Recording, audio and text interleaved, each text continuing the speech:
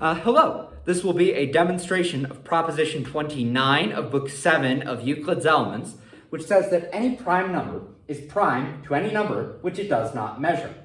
We're given two numbers, a and b. What's going to be true about them is that the number a will be prime and the number a will not measure the number b. And what we want to prove from this is that the two given numbers a and b are prime to each other. They are co-prime. If this is not the case, then some number will measure the both of them. They'll have a common measure, and we'll call this just the number c. So the number c measures both the number a and the number b.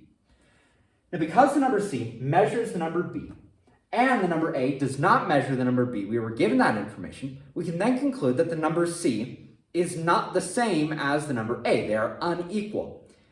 Right now, that might seem like a trivial step, but here's why it's not. Because the number c measures the number a, we made it in that way in the first step, and the number c is not the same as the number a, we can then conclude that the number a is not prime.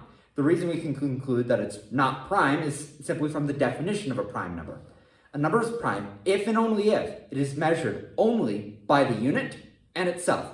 The number c is obviously not the unit because it's a number and the unit is not a number.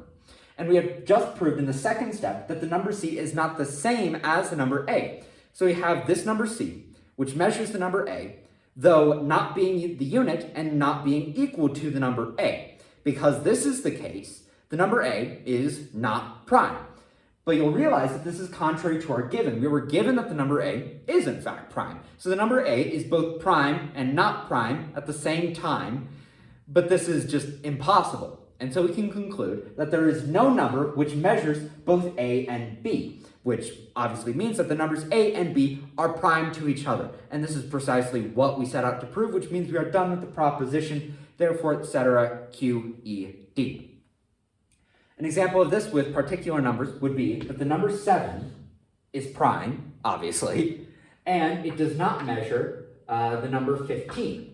What we can conclude from this is that the number 7 and the number 15 are prime to each other. They do not have a common measure. We see that this holds, so the proposition holds.